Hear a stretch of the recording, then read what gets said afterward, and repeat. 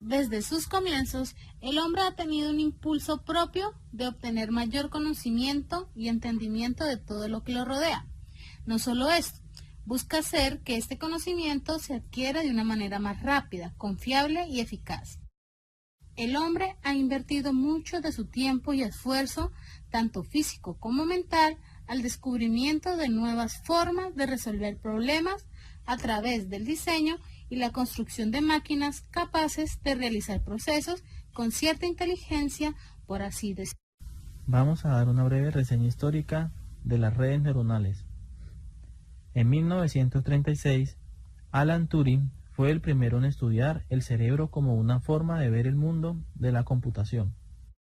En 1943, Walter Pitts, neurofisiólogo, y Warren McCulloch, matemático, lanzaron la teoría acerca de la forma en que las neuronas trabajan, la cual fue la base para que ellos modelaran una red neuronal simple mediante circuitos eléctricos.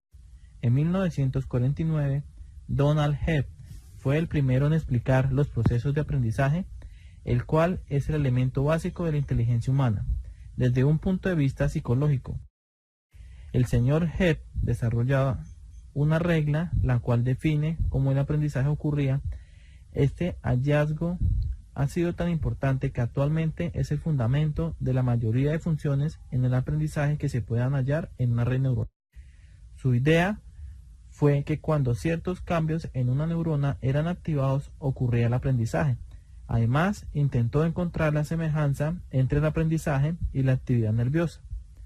Sus trabajos han formado la base de la teoría de las redes neuronales.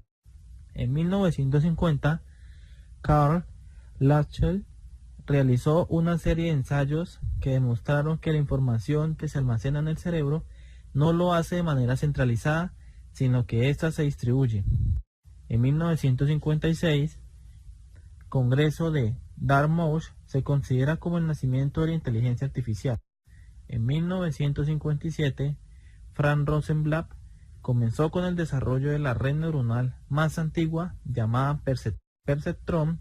Después de aprender una serie de patrones, podía reconocer otros similares, aunque no se le hubieran presentado durante el entrenamiento, pero este tenía sus limitaciones, como la incapacidad para resolver problemas de la función OR exclusiva. En 1959, además, escribió el libro Principios de Neurodinámica. En este libro confirmó que, bajo algunas condiciones, el aprendizaje del perceptrón convergía hacia un estado finito.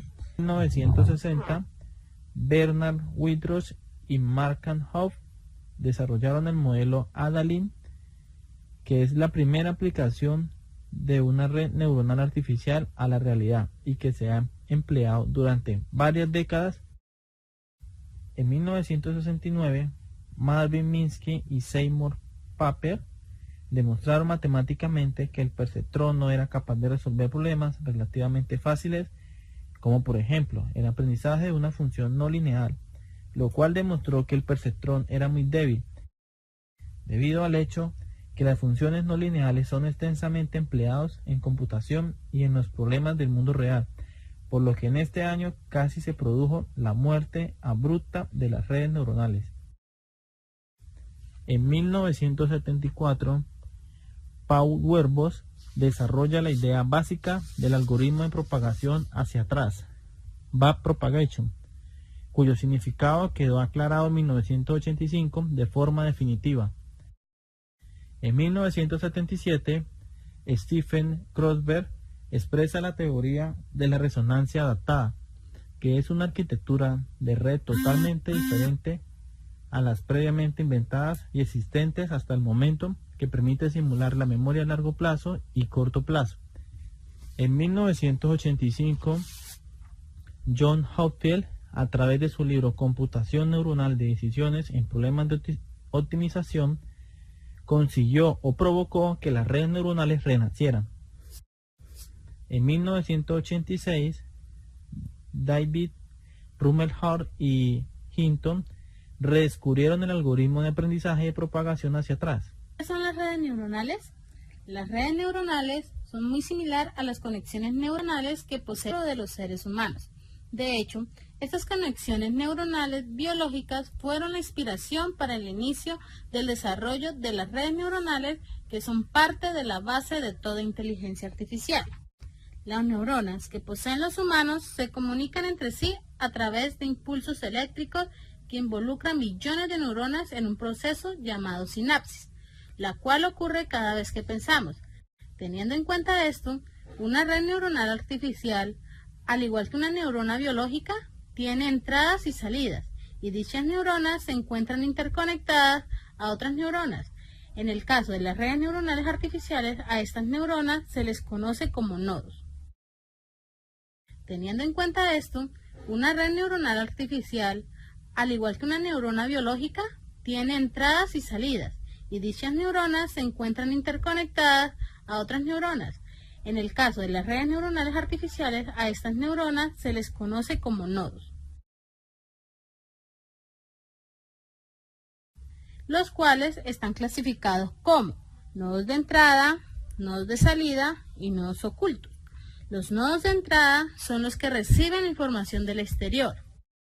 Los nodos de salida son los que transmiten información al exterior. Y los nodos ocultos, estos, no tienen ningún contacto con el exterior, solo intercambian información con otros nodos dentro de la red. Estos nodos, sean de entrada, salida u ocultos, se encuentran interconectados fuertemente entre sí. Estos se organizan en capas, ya sea en monocapas si solo tiene una capa, o multicapas si contienen más de una capa. Estos nodos ocultos adquieren un valor de los nodos de entrada. Este valor se va modificando en un proceso llamado aprendizaje. Este aprendizaje se hace a través de un entrenamiento de manera interactiva hasta que se muestren resultados satisfactorios. Existen diferentes algoritmos para basar el comportamiento de los nodos ocultos, que definirán cuáles conexiones son más o menos significativas. Así se toma una decisión sobre qué entrada es más importante en la base del modelo que se está aplicando. Las neuronas artificiales de entrada o nodos de entrada prueban cada uno de los datos y los comparan con la base de datos de entrenamiento y buscan la respuesta más cercana a los datos suministrados. Es así como básicamente aprende la máquina. Entre más datos tenga en la base de datos, más neuronas artificiales estarán en funcionamiento. Dependiendo de si los datos son cercanos al resultado que se busca hallar, se encenderán. Si por el contrario no se acerca al resultado que se requiere, se apagará o descartará. Existen tres tipos de aprendizaje. Primero, el aprendizaje supervisado. La red dispone de patrones de entrada y de salida y las compara hasta obtener un resultado acertado. Segundo, el aprendizaje no supervisado. La red no dispone o no se le proporciona patrones de salida, sino solo los de entrada, para que la red los clasifique en función de las características comunes que se encuentren entre ellos. En pocas palabras, el aprendizaje es el proceso por el cual una red neuronal modifica su peso en respuesta a una información de entrada. Los cambios que se producen durante el mismo se reduce a la destrucción, modificación y creación de conexiones entre las neuronas. En los modelos de redes neuronales artificiales, la creación de una nueva conexión implica que el peso de la misma pasa a tener un valor distinto de cero. De la misma manera, una conexión se destruye cuando su peso pasa a ser cero. Función de entrada. La neurona recibe muchos valores de entrada y los trata como si fuera un solo valor. Esto recibe el nombre de entrada global. La función de entrada se encarga de combinar esas simples entradas dentro de la entrada global del vector de entrada. Función de activación. En una neurona biológica puede haber dos estados, activa o excitada e inactiva o no excitada. A eso se les llama estado de activación. Pasa lo mismo con las neuronas artificiales, es decir, que pueden poseer diferentes estados de activación. Algunos pueden tener dos estados como las neuronas biológicas, pero otras pueden tomar cualquier valor dentro de un conjunto determinado. La función de activación calcula el estado de actividad de una neurona, transformando la entrada global en un valor de activación, cuyo rango normalmente va de 0 a 1 o de -1 a 1. La función activación calcula el estado de actividad de una neurona, transformando la entrada global en un valor de activación, cuyo rango normalmente va de 0 a 1 o de -1 a 1. Las funciones de activación más comúnmente utilizadas son función lineal, función simoidea y función tangente hiperbólica. La función de salida determina qué valor se transfiere a las neuronas vinculadas. Ninguna salida se pasa a la neurona subsiguiente si la función de activación está por debajo de un umbral determinado.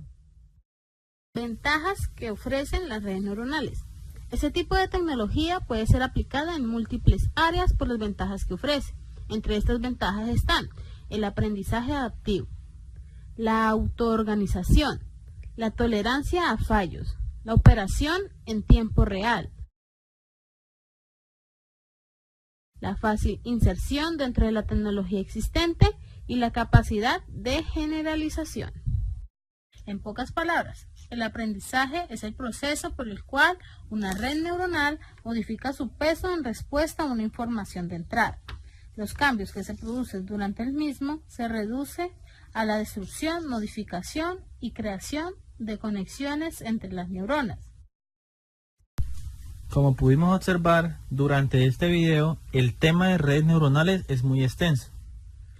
Por esto hemos tratado en este video de mostrar lo más relevante de las redes neuronales, de la manera más corta y fácil posible. Esto ha sido todo en esta oportunidad. Agradecemos la atención prestada y hasta una nueva oportunidad. Hasta luego.